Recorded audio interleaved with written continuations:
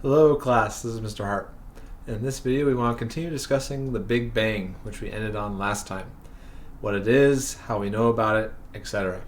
Okay?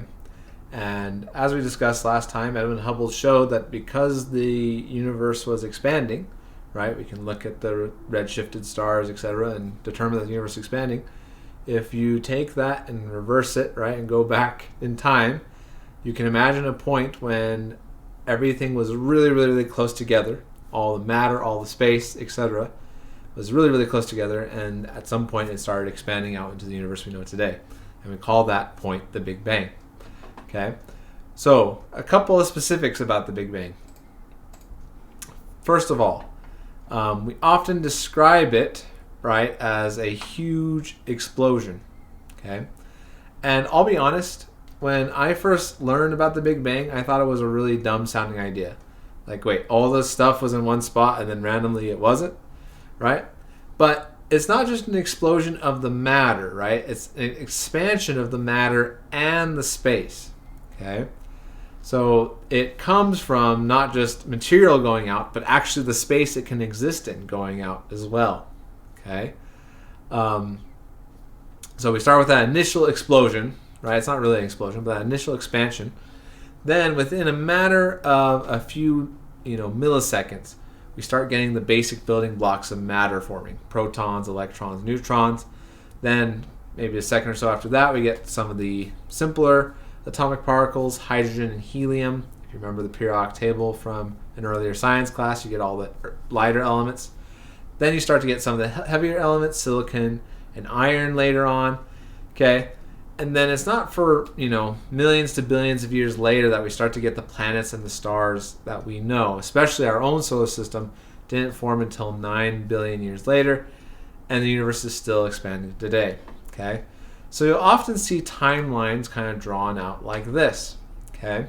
So in the first matter of a couple seconds, we start to get, the universe shaped into what kind of, spherical shape it will be.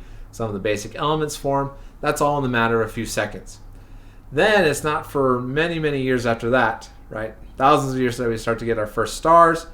And it's not for millions of years that we start to get our actual stars and galaxies that we know today. Okay? So we have different eras, the radiation era and matter domination era. We won't really talk about that in detail, but basically think of it when we start to get the first fusion and the first matter conglomerates together. Okay? But here's the more important question, the question I want you to focus more on rather than the details of the Big Bang. How do we know all this? Right? How do we know specifics about something that happened billions of years ago? Okay? And so for my class, we watch a documentary called Beyond the Big Bang. Okay? And it goes through the specific people that are involved that help us know that this is the case, that know the different parts of the Big Bang. Okay? So I'm not going to spoil that for my students that know or that will watch that documentary, but here's a few people to look out for. Okay, some main characters. Okay, the first one is a man by the name of Father Lemaitre. Okay, and father because he was, I believe, a Catholic priest, and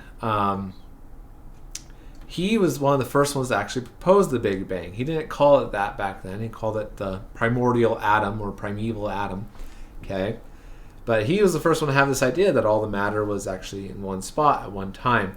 And he got it from actually taking Einstein's theory of relativity that had just come out and working with the math. So even before Edwin Hubble had showed the universe was expanding, he kind of took Albert Einstein's calculations and showed that that must be the case, and then showed that the Big Bang was also true, or this primeval atom was also true. Okay, so just mathematically he showed that. But his original idea wasn't really accepted because there wasn't much evidence. And it didn't really start getting talked about until Edwin Hubble came along and started verifying those measurements. Okay? Or verifying this idea with his measurements about the expansion of the universe. So we talked about him a lot already, so we'll move on from there. Okay? But he's the first one that kind of measures this expansion of the universe. Okay? Then you get some two main characters that kind of had opposing views. So we have Gamow on the left. I know it's spelled with a W, but I believe he's Russian, so the W is a V sound.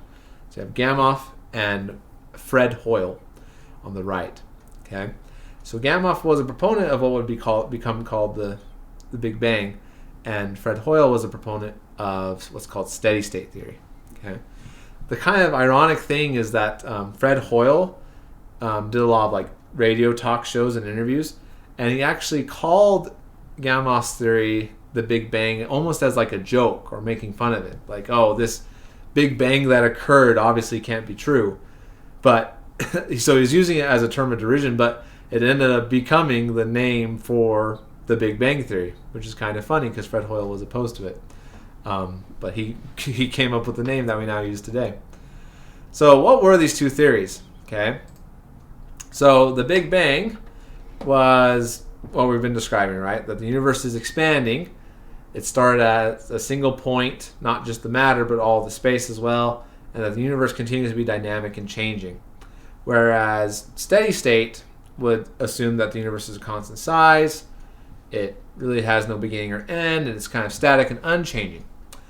But when Hubble kind of showed that the universe was expanding, obviously you can no longer assume this, but there was another issue that Fred Hoyle had to tackle, which was that matter would have to somehow become diluted over time if the universe is expanding.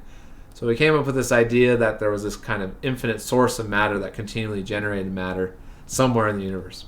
Okay, so over time, steady state kind of fell out of favor because of some things it couldn't address, and the Big Bang became more and more prominent. And then the final kind of nail in the coffin, if you will, was when two gentlemen by the name of Penzias and Wilson were working for Bell Labs, and they were actually just working on kind of just standard radio communication. But what ended up happening is they were getting continual noise in their satellite measurements, right? They were using this big device in the back. I know that looks really weird and crazy, but that was just kind of a standard satellite back then, just like a dish you would have on your house nowadays. But they were using that thing to measure radio signals, and they were constantly getting static and kind of noise in the background. So they thought, like a bird had pooped on their satellite or something, or they were cleaning things constantly, recalibrating things, etc. But they eventually realized that it wasn't just noise; it was actually a measurement, and they came up with what's called the W map, which basically shows how heat throughout the universe is distributed. And there's a lot of caveats to it, but point is, basically they showed that the heat is essentially evenly distributed no matter which way you look, which doesn't make a lot of sense unless you think that it was all concentrated in one spot and then spread out rather than forming around specific galaxies or things like that. Anyways, so that was kind of the final proof of the Big Bang, if you will. Okay, and not necessarily proof. We don't know for sure if the Big Bang is true, but we have a lot of good evidences to believe it. Okay.